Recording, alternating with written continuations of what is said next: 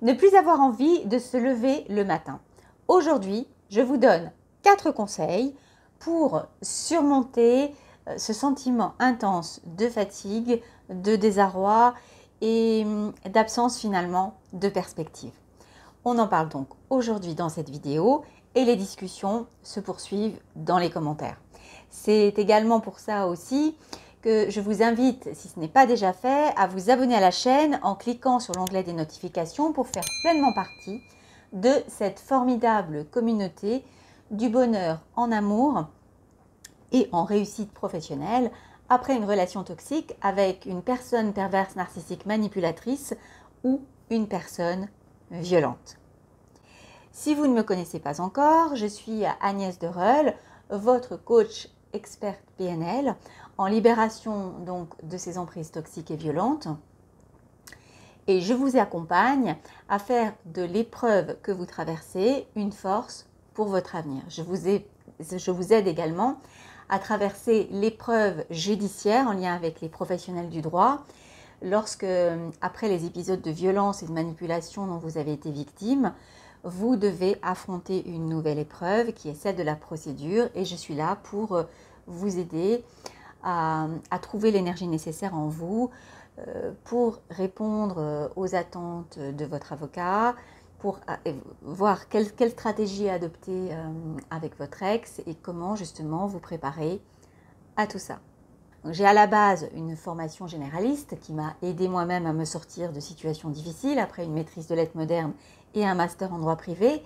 Mais après ce qui m'est arrivé, ce que je voulais surtout, c'est trouver des solutions rapides pour se remotiver, se remobiliser lorsque on est au fond du gouffre et qu'on ne sait pas vraiment comment s'en sortir, comment aller de l'avant et comment trouver de nouvelles perspectives. C'est la raison pour laquelle je suis allée aux États-Unis me former auprès du cofondateur de la programmation neurolinguistique, le docteur Richard Bandler, et voir les stratégies qui fonctionnent grâce à l'avancée des neurosciences.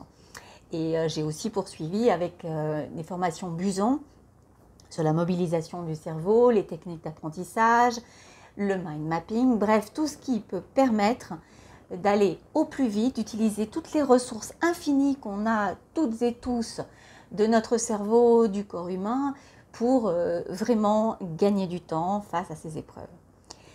Justement, après ou pendant ces épreuves, vous me dites parfois que vous avez du mal à vous lever le matin, que vous n'avez pas de perspective, pas d'entrain, pas de peps. Donc aujourd'hui, c'est la raison pour laquelle je veux vraiment vous donner ces 4 conseils. Alors le premier conseil, la première série de conseils, c'est des choses assez simples.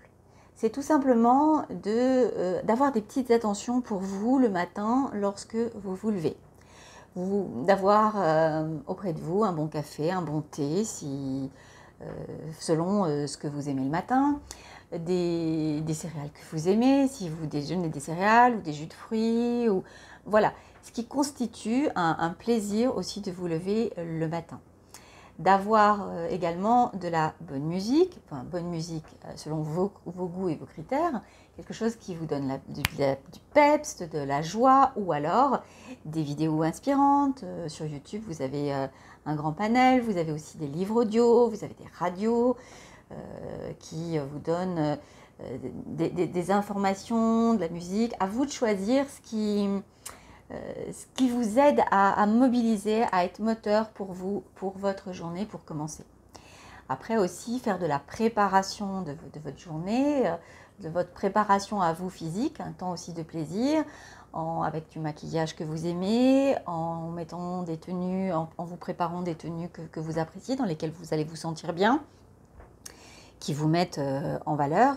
Donc voilà, ce sont des petits détails, mais qui font que vous allez prendre soin de vous-même, comme votre meilleur ami le ferait, ou un membre de votre famille, ou un compagnon attentionné. Voilà, être pour vous cette personne présente, attentionnée, donc que vous soyez seul ou pas. Voilà, c'est important de prendre soin de vous et de prendre ça en charge de votre côté. Le deuxième conseil, là qui est plus important, plus fondamental, où on est plus dans le dur, c'est de préparer ses objectifs à moyen terme et à long terme. C'est-à-dire d'avoir des visions de ce que vous allez faire dans un mois, ce que vous allez faire dans 6 mois, dans un an, dans 10 ans. Commencez à avoir des perspectives sur de long terme et des étapes. Voir par où vous allez passer, donc tant sur le plan personnel que sur le plan professionnel. Ce que vous souhaitez, ce que vous avez envie de faire, même si pour l'instant vous estimez que vous n'avez pas les moyens de les réaliser, ça c'est pas grave. Les moyens viennent au fur et à mesure des efforts, pas après pas qu'on fait, du courage qu'on met, c'est-à-dire du cœur qu'on met dans ces entreprises. Et donc, voilà, avoir une vision, j'en parle souvent, c'est vraiment l'étape qui est fondamentale. Et troisième point qui sous-tend ces visions, c'est la question du pourquoi vous faites ça. C'est-à-dire, pour avoir vos objectifs, qu'est-ce qui vous anime ? Voilà, au plus profond de vous-même, qu'est-ce qui est pour vous le socle fondamental qui va soutenir vos objectifs? Est-ce que c'est votre vie familiale qui est prioritaire, votre vie amoureuse, le fait de faire des voyages, le fait de réussir professionnellement? Voilà, on peut voir ensemble justement toute la question des pourquoi, des valeurs en coaching, sachant que vous pouvez candidater pour avoir un entretien gratuit avec moi. Vous avez les coordonnées en bas de cette vidéo et n'oubliez pas de vous abonner parce que régulièrement je fais parfois des offres exceptionnelles qui peuvent vous permettre d'avoir des coachings à des tarifs voilà, fabuleux. Donc profitez-en. Et enfin, la quatrième étape, c'est de préparer votre journée du lendemain le soir. C'est-à-dire que lorsque vous vous couchez, donc soit avec un cahier, si vous aimez écrire, vous achetez un beau cahier qui vous plaît, avec une belle couverture, un stylo sympa aussi, et puis vous allez lister au cours de votre journée ce qui vous a apporté le plus de joie, là où vous éprouvez de la reconnaissance, et sur la page de droite, vous listez ce que vous voulez accomplir le lendemain, donc ce qui est important pour vous, les différentes tâches que vous avez à faire et ce que vous avez envie de terminer pour vous. Aussi, il faut que dans votre liste, il y ait des choses qui vous fassent plaisir. Par exemple, je prendrai le temps de prendre un bon bain, de faire un soin du visage, de ranger mon placard parce que ça me fait du bien qu'il soit bien en ordre et que voilà, de me sentir bien dans ma chambre, ou alors prendre le temps d'écouter un podcast qui va m'intéresser ou un livre audio, d'envoyer un message à des amis. Voilà, avoir une liste de choses qui sont importantes pour votre avancement, mais aussi qui sont enrichissantes sur le plan du plaisir et de l'émotionnel. Voilà donc pour ces 4 conseils qui sont de, premièrement, avoir un moment, préparer son moment de plaisir de la journée, de se lever avec du bon café, du bon thé, etc.